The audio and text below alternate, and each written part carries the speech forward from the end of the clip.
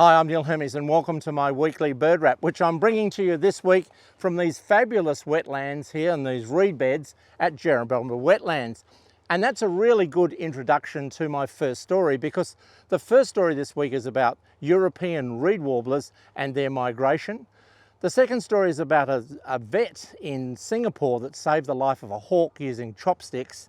And my last story is about cockatoos that use balls and tools to get rewards.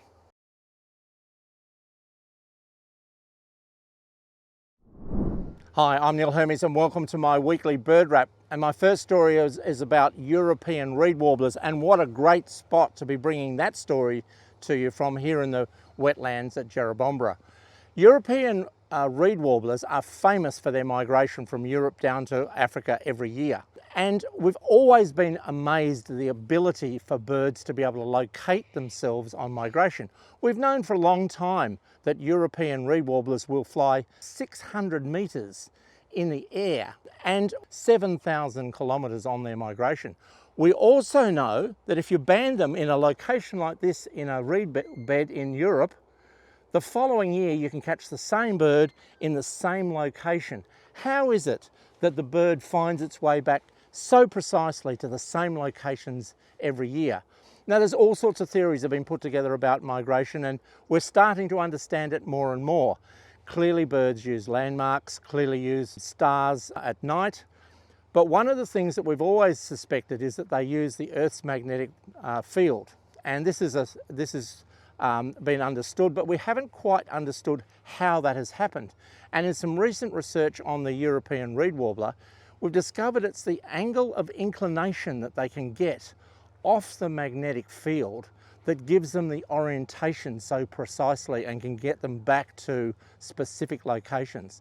So this way of interpreting the magnetic field within their bodies is a real clue as to how birds can find these locations. How the mechanism works and working out how they use it in detail is still a matter for much more research. But we are learning more about these amazing abilities of birds and how they can find their ways right across the globe and back to locations within a few metres of where they left a year earlier.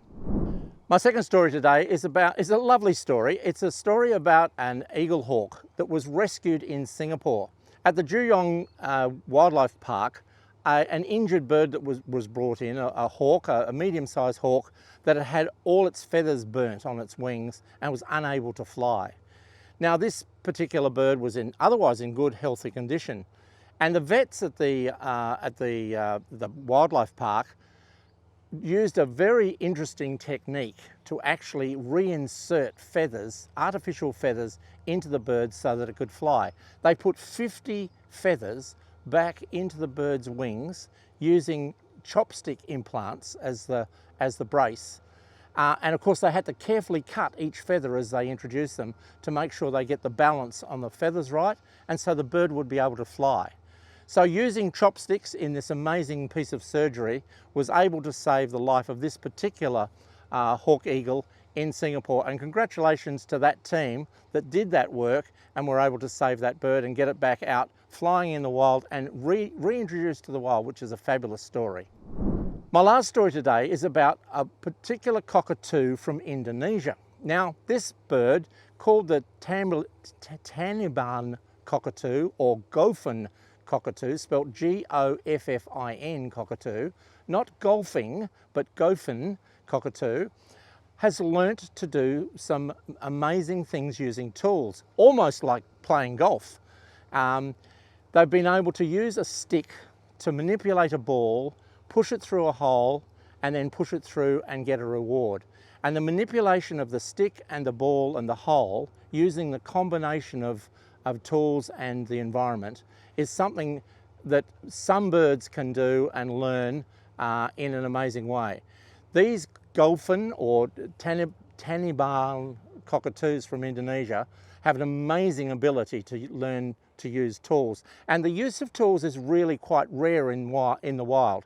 It's unusual in birds. There are cockatoos in Australia that use tools like sticks to beat on logs to make musical sound.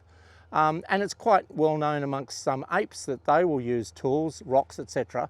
But the whole evolution of the ability of tool making is something that we're learning more about as we study this ability amongst these cockatoos, which are quite common in captivity, and this research was done in Vienna, but now sadly becoming rarer in their native habitats in the islands of Indonesia. So I hope you've enjoyed those 3 stories this week. If you have, check out some other stories on YouTube, and perhaps come along with me on one of my trips to do some bird watching. So happy bird watching.